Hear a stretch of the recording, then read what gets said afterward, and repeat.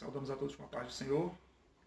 Queremos também saudar o grupo Oração Paz, Oração Fé e Ação.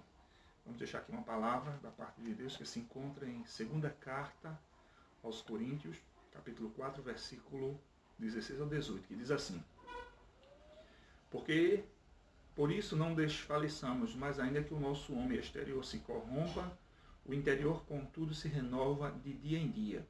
Porque a nossa leve e momentânea tribulação produz para nós um peso eterno de glória, muito excelente.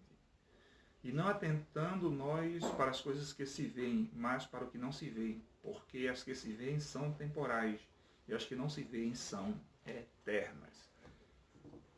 Graças a Deus, irmãos, louvamos ao Senhor, porque estamos aqui para trazer essa palavra da parte de Deus, a qual traz um tema que, quando nós escutamos, às vezes estremece a nossa base, que é tribulação.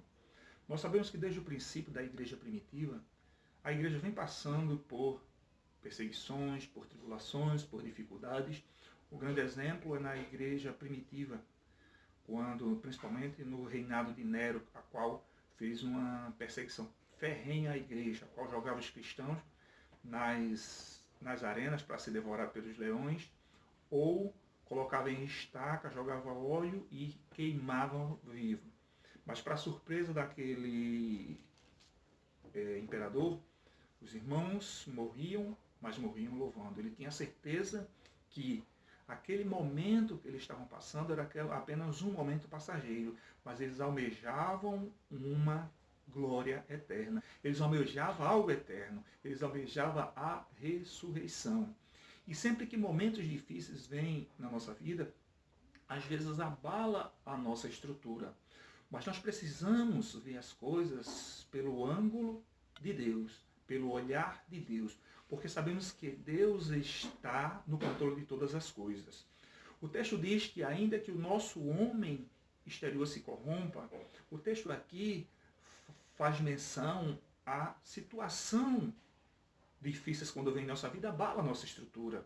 Às vezes nós questionamos, às vezes nós passamos até a questionar a Deus o porquê estamos passando aquilo. As situações de luta e de dificuldade abalam a nossa estrutura.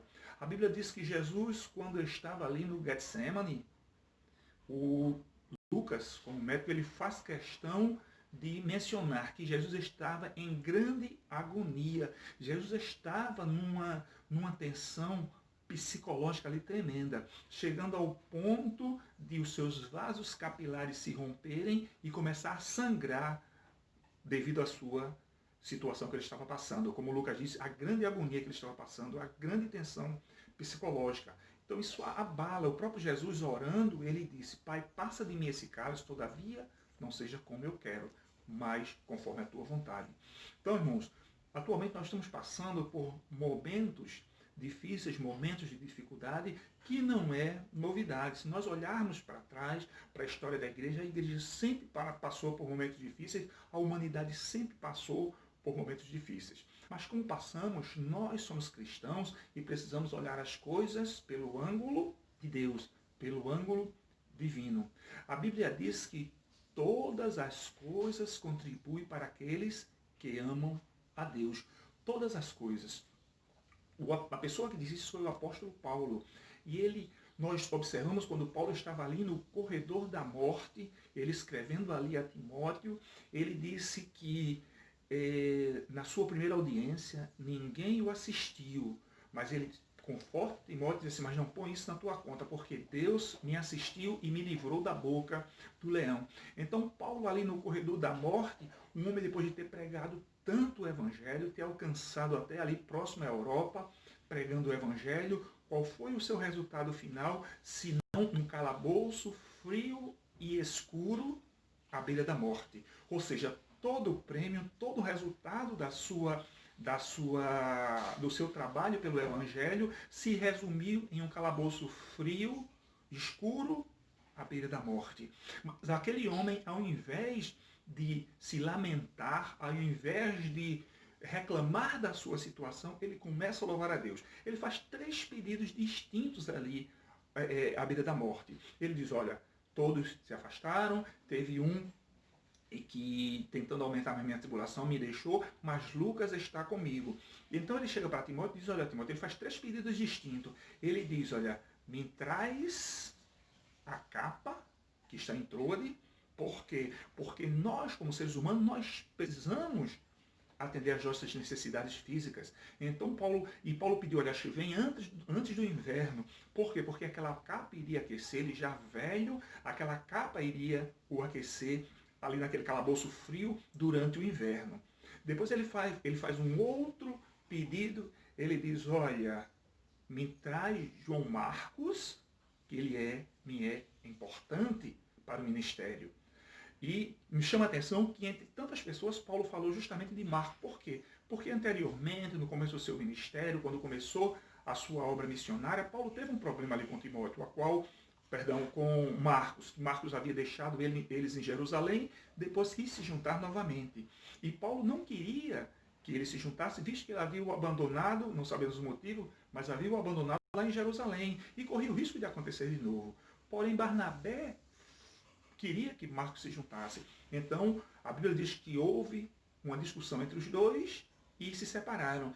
Agora, os planos de Deus, como não pode ser frustrado, agora tinha 2 comitivas. Paulo foi pregar o evangelho junto com Silas e Barnabé junto com João Marcos. Então, estava esse problema. E nós vemos que aqui, no momento que Paulo estava no corredor da morte, Paulo lembra daquele homem e diz, me traz João Marcos, porque ele me é útil para o ministério, mostrando que, primeiro, nós precisamos das pessoas conosco. Nós não somos autossuficientes. Nós precisamos das pessoas do nosso lado, independente da situação. Às vezes nós temos problemas pessoais com algumas pessoas, mas o nosso ego não pode ficar acima do nosso compromisso social, do nosso compromisso como cristão. Então, Paulo diz, me traz Marco, que me é útil para o ministério.